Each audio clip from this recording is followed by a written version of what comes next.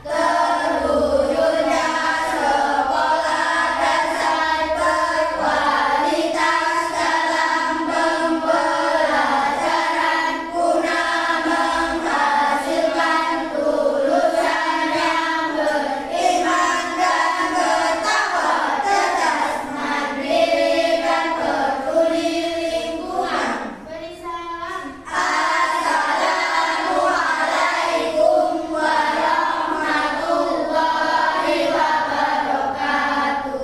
Selamat pagi Pak Guru. Ya, selamat pagi. Wassalamualaikum warahmatullahi wabarakatuh. Semuanya silakan duduk.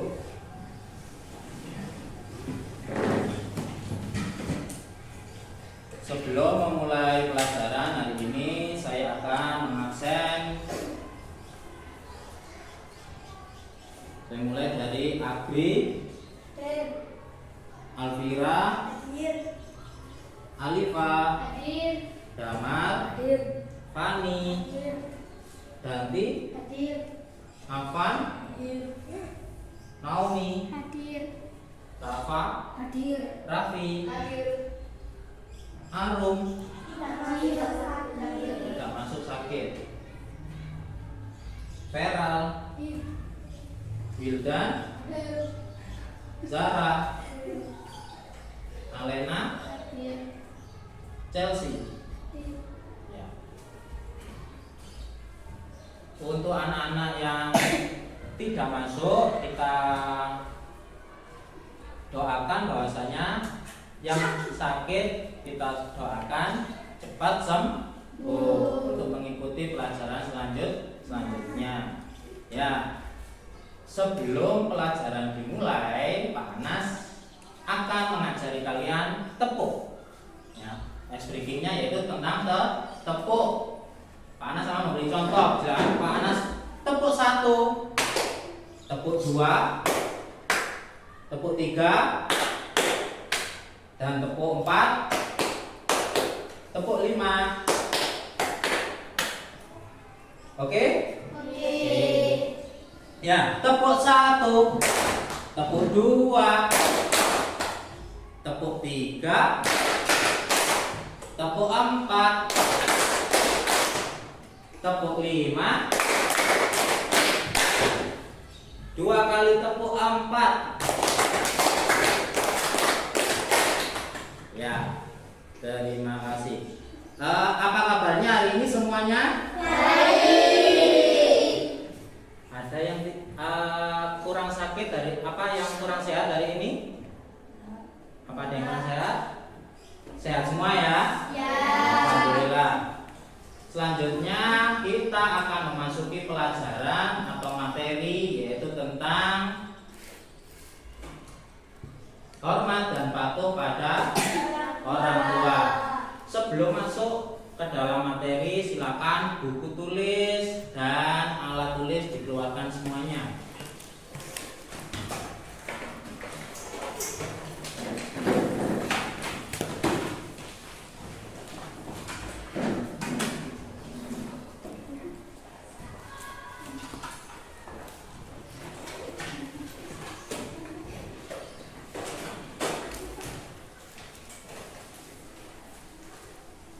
Sudah siap semuanya? Nah, Pak Anas mau tanya, kira-kira kalian di rumah punya orang tua tidak? Punya. Sayang atau tidak pada orang tua? Sayang. Nah, kalau sayang, kira-kira tahu enggak apa sih arti hormat itu? Hormat kepada orang tua? Menghargai, betul. Yang lain? Menghormati, mendoakan, ya, betul. Jadi hormat dan patuh pada orang tua itu yang pertama kita harus tahu hormat itu apa. Hormat adalah menghargai, takzim, khidmat, dan sopan. Semua ini sama, hanya saja berbeda cara penerapannya. Jadi hormat pada orang tua diartikan sebagai sikap menghargai kepada kedua orang tua. Jadi kalian kan punya dua orang tua, nggak boleh pilih-pilih. ibu saja tidak boleh, tapi harus sayang kepada kedua orang tua. Kemudian berbakti kepada orang tua berarti menunjukkan sikap sayang, patuh, dan taat kepada keduanya. Nah, silakan dibaca, Alena. Menurut Imam Nawawi, hormat dan patuh pada orang tua dalam Islam dikenal dengan birrul walidain. Nah, ada kata baru lagi di sini, yaitu namanya birrul walidain yang dikemukakan oleh siapa? Imam Nawawi. Ini adalah seorang tokoh Islam yang banyak sekali karya-karyanya. Nah, sekarang selanjutnya apa sih birrul walidain yang bisa angkat tangan? Mungkin di awal pembahasan tadi menyangkut tentang birrul walidain. Apa sih birrul walidain? Nah, kalau belum ada yang tahu, sekarang silakan dibaca, Naomi. Apa itu birrul walidain? Adalah perbuatan baik terhadap kedua orang tua, bersikap baik kepada keduanya, melakukan berbagai hal yang dapat membuat mereka gembira, serta membuat baik kepada teman-teman mereka. Nah, jadi birrul walidain itu adalah berbuat baik. Berbuat baiknya kepada siapa? Kedua orang tua. Berbuat baik itu bisa bersikap baik, terus melakukan kegiatan yang baik sehingga membuat mereka bergembira, serta berbuat baik kepada teman-temannya. Jadi enggak hanya kepada orang tua saja, tetapi kepada teman-temannya. Ada paman, ada teman di kerja, teman kerjanya ayah atau teman kerjanya ibu. Itu kita harus juga berbuat baik. Kalau bertemu kita salam, terus salim, disapa. Pertama sapa dulu. Jadi kalau ketemu itu teman orang tua saya, pertama adalah sapa. Yang kedua adalah apa? Salim. Ya, yang ketiga senyum. Itu adalah berbuat baik kepada teman-teman orang tua. Nah, silakan dibaca oleh Kira. Ciri-ciri anak yang patuh dan bakti pada orang tua adalah sebagai berikut. 1. Berkata lemah lembut kepada keduanya. 2. Taat kepada perintah ayah dan ibu. 3. Selalu mendoakan kedua orang tua. Oke, yang ketiga selalu mendoakan orang tua. Kira-kira kapan kalian mendoakan orang tua? Setelah sholat. Kira-kira bagaimana doanya?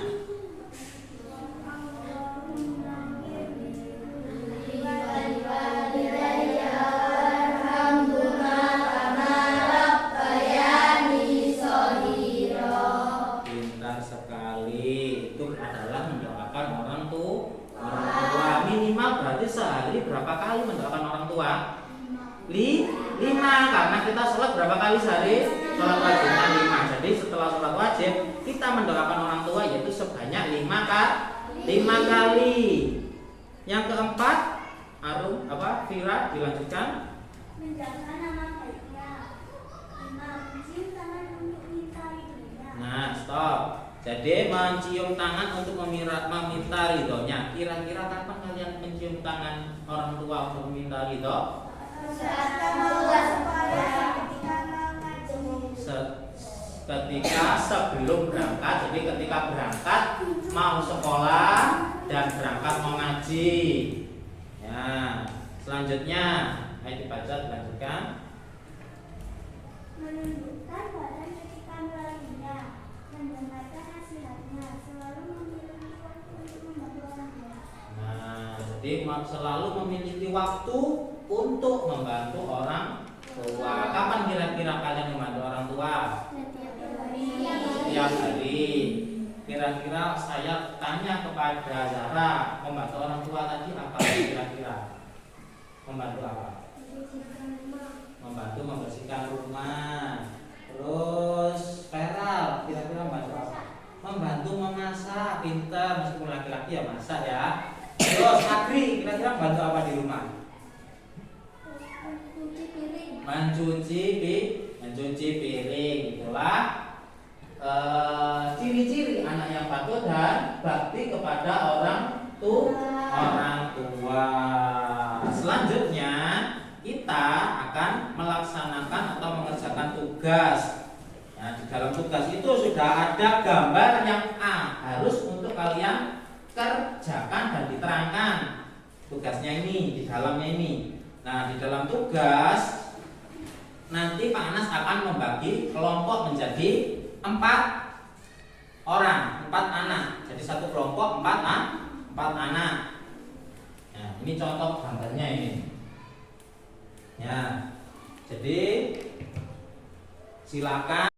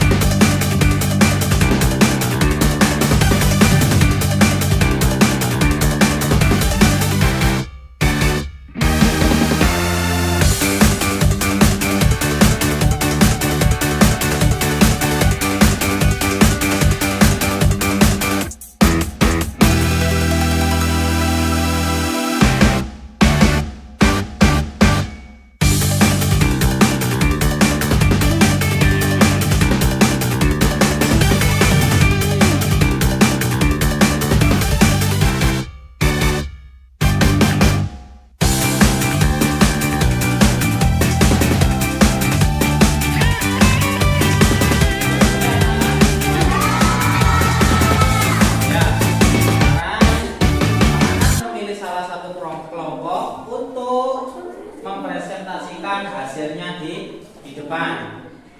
Untuk kelompok 2 silakan nanti untuk menerangkan di depan ya tentang hasil yang sudah dikerjakan.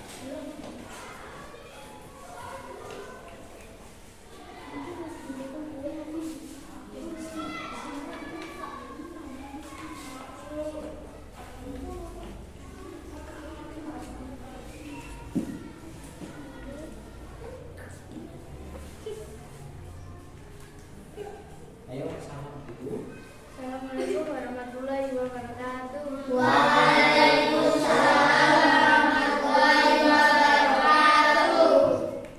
Ya. Dari kelompok berapa?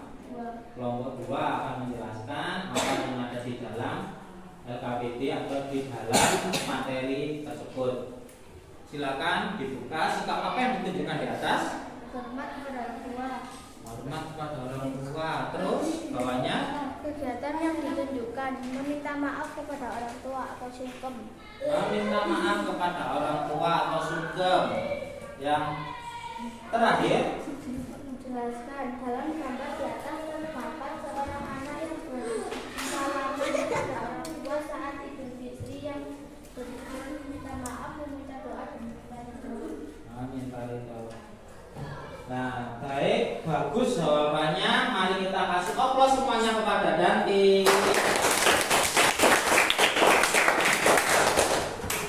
Terima kasih.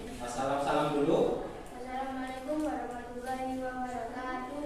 Waalaikumsalam warahmatullahi wabarakatuh. Terima kasih pembelajaran hari ini. Semoga bermanfaat buat kalian. Untuk tugasnya silakan dikumpulkan. Yuk dikumpulkan sebelah sini.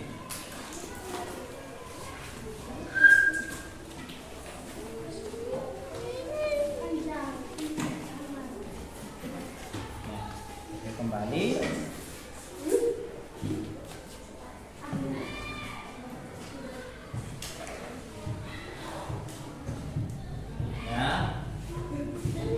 Mari kita tutup pembelajaran hari ini dengan bacaan hamdalah bersama-sama.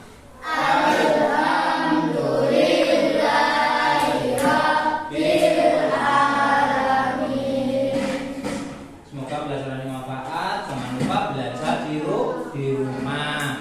Saya tutup pembelajarannya. Assalamualaikum warahmatullahi wabarakatuh.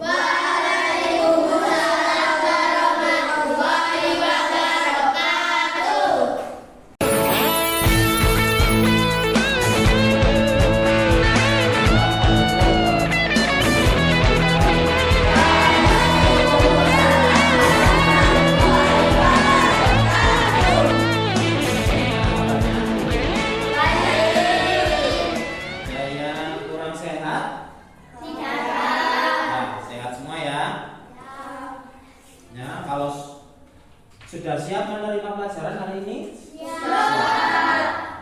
Nah, untuk mempersiapkan pelajaran, silakan disiapkan alat tulis dan buku tulisnya. Sudah? Sudah. Sebelum kita melakukan pembelajaran hari ini, ketua kelas untuk dipersiapkan memimpin berdoa. Persiapan berdoa mulai.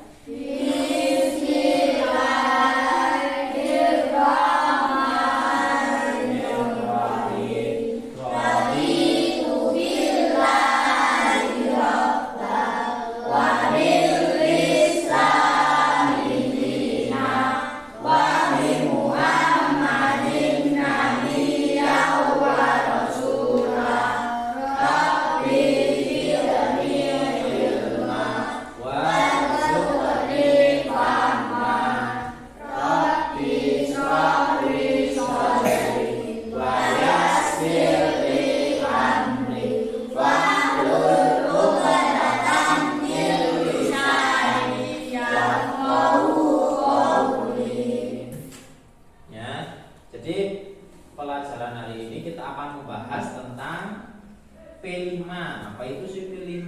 Tapi sebelumnya mari kita bernyanyi tentang P5 biar tahu apa sih P5 itu. Semuanya silakan berdiri.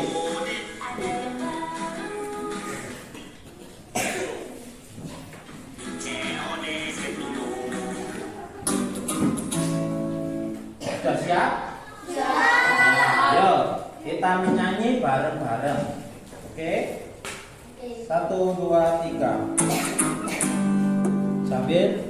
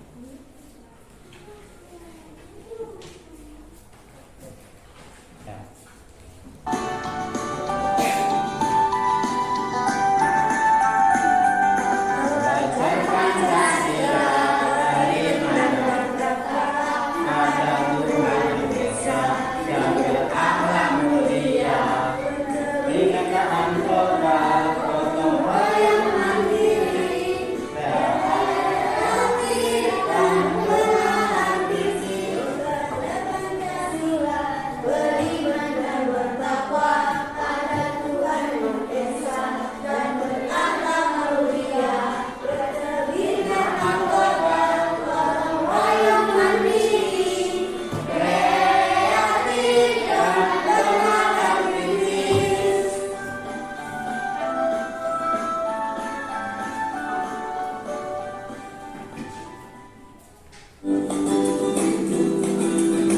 Ya, itu silakan duduk kembali.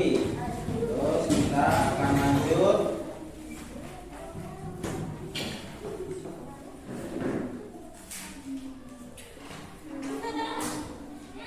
Itu yang pertama, coba dibaca oleh Danti. Di Pantun hari ini, Sipan Hijowo Banasia Raja bergerak dengan aktif. Jadilah bangsa Indonesia penuh semangat dan kreatif. Ya, terima kasih. Tepuk tangan untuk Danti. Ya, kita disuruh untuk menjadi pelajar yang kreatif. Nah, ya kita mengambil tema yaitu gaya hidup berkelanjutan, yaitu dengan topik mengolah sampah kertas menjadi apa? Menjadi bingkai foto. Ya. Jadi tujuan pembelajaran P5 yaitu cerdik mengelola sampah kertas, itu maksudnya. Jadi peserta didik mampu menganalisis sampah yang tidak bisa terurai semakin banyak. Peserta didik dapat masukkan 3. Jadi modul ajar P5 yaitu saya mengambil tema tentang gaya hidup berkelanjutan. Topiknya yaitu apa? Alhamdulillah. Oke, jadi kita akan mengolah sampah kertas menjadi apa? Bingkai foto. Nah, tujuan pembelajaran P5 yaitu cerdik mengolah sampah kertas. Yaitu yang pertama, peserta didik mampu menganalisis sampah yang semakin banyak. Ya, sampah kertas itu kan sampah itu semakin banyak dari mana sih sampah kertas? Dari buku. Jadi buku yang tidak terpakai kan kalau kalian biasanya dibuang atau untuk mainan. Nah, ini bisa kita olah lebih baik lagi. Peserta didik dapat menghasilkan karya dengan bahan sampah kertas. Nah, apa kalian tahu sampah itu apa? Bahan yang tidak digunakan lagi. Coba sih kita lihat. Silahkan Alvira yang membaca. Apakah kalian tahu sampah itu apa? Sampah adalah bulanan yang dihasilkan dari suatu proses produksi baik domestik atau rumah tangga maupun industri. Ya, lawannya. Dalam Undang-Undang Nomor 18 Tahun 2008 tentang pengelolaan sampah disebutkan bahwa sampah adalah sisa kegiatan sehari-hari manusia atau proses alam yang terbentuk padat atau semi padat berupa zat organik atau Anorganik. bersifat dapat terurai atau tidak dapat terurai yang dianggap sudah tidak berguna lagi dan dibuang ke lingkungan. Oke, jadi sampah itu intinya barang yang sudah tidak terpakai. Ada dua tipe, yaitu sampah organik dan anorganik. Jadi ada yang bisa diuraikan, jadi semakin lama itu semakin hancur sendiri tanpa manusia menghancurkan. Ada yang tidak bisa dihancurkan tanpa bantuan manusia. Silakan ganti yang membaca. Ada berapa jenis sampah? Sampah organik adalah sampah yang berasal dari sisa makhluk hidup yang mudah terurai secara alami tanpa proses campur tangan manusia untuk dapat terurai. Ya. Contoh sampah organik: sisa buah dan sayuran, ampas, teh atau kopi, ranting pohon, kayu dan daun-daun kering dan semacamnya. Sampah anorganik adalah sampah yang sudah tidak dipakai lagi dan sulit terurai. Sampah anorganik yang tertimbun di tanah dapat menyebabkan pencemaran tanah. Contoh sampah anorganik: bekas kemasan plastik, botol dan sedotan plastik, kaleng minuman, kan sudah dijelaskan bahwasanya sampah dibagi menjadi dua. Ini sudah terlihat bahwasanya ini contoh dari sampah organik dan ini contoh dari sampah anorganik. Dari sampah organik ini kira-kira bisa terurai apa enggak? Hah? Yang organik bisa. yang mudah terurai secara alami tanpa proses campur tangan manusia, jadi bisa terurai. Seperti apa di sini? Kayak sisa buah, sisa sayur, ranting, daun-daunan yang kering itu mudah terurai di tanah. Sedangkan sampah anorganik adalah sampah yang sulit tidak dipakai dan sulit terurai. Jadi tanpa bantuan manusia itu sulit untuk terurai. Contohnya apa?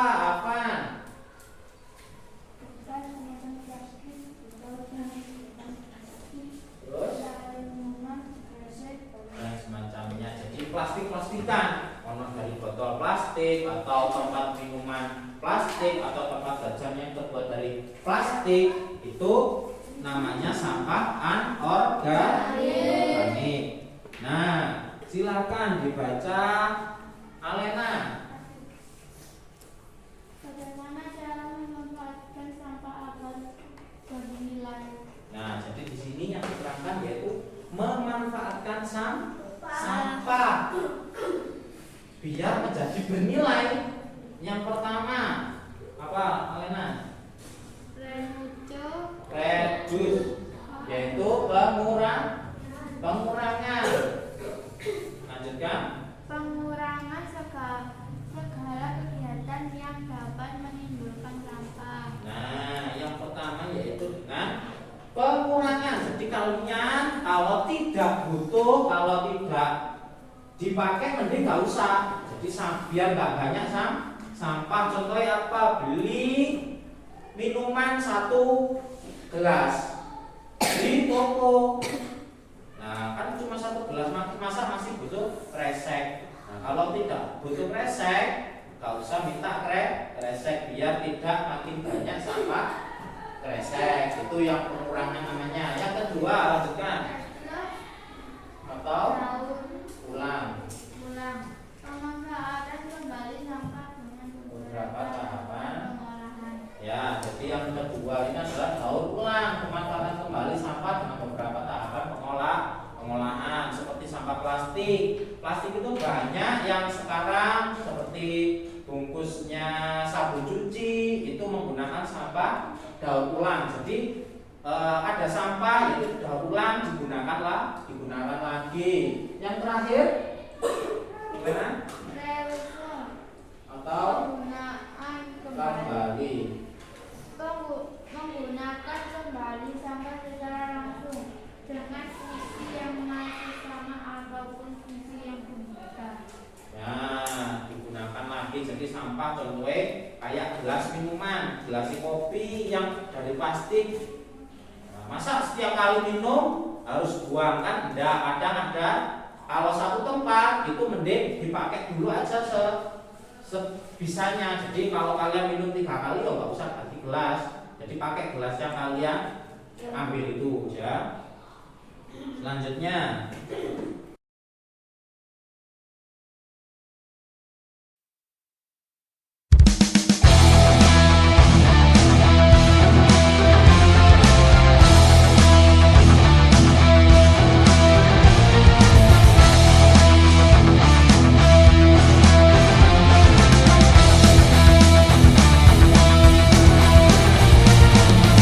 Semangat dari tak menanti.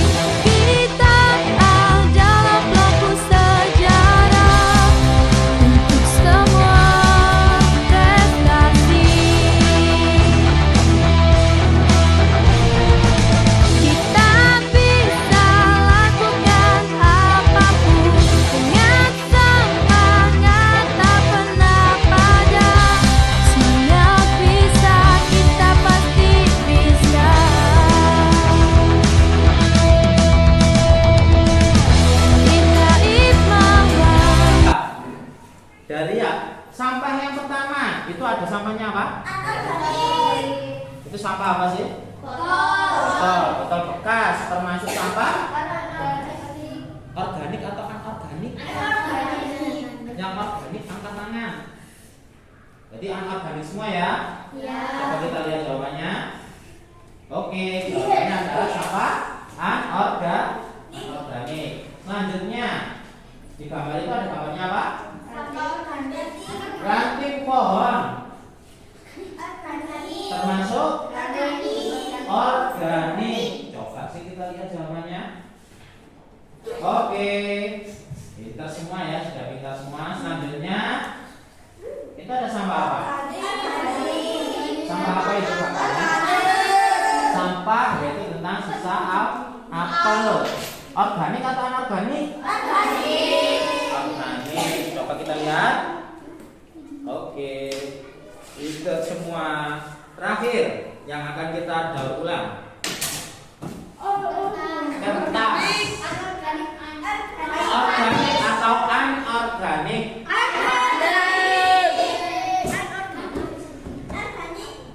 Kita bahwasanya sampah kertas itu termasuk sampah anorganik ya. Yang akan kita buat untuk keterampilan apa tadi? Bingkai foto. Bingkai foto. Oke. Nah, jadi setelah kita mempelajari itu ada sticky notes merah muda, yaitu bagaimana perasaan kalian dalam mempelajari pelajaran kali ini? Senang atau tidak? Senang. Yang warna kuning, apa kira-kira kesulitan dalam mempelajari pelajaran hari ini? Ada yang kesulitan? Tidak ada ya. Ya, boleh dibaca dengan keras oleh Damar. Salam tidak butuh kata-kata mutiara, tapi butuh aksi nyata. Ya, itu adalah slogannya, bahwasanya alam tidak butuh kata-kata, tapi yang butuhkan ke alam adalah aksinya, aksi nyata. Ya. Terima kasih untuk pembelajaran hari ini. Semoga pembelajaran hari ini bermanfaat buat kalian. Jangan lupa belajar di rumah. Wassalamualaikum warahmatullahi wabarakatuh.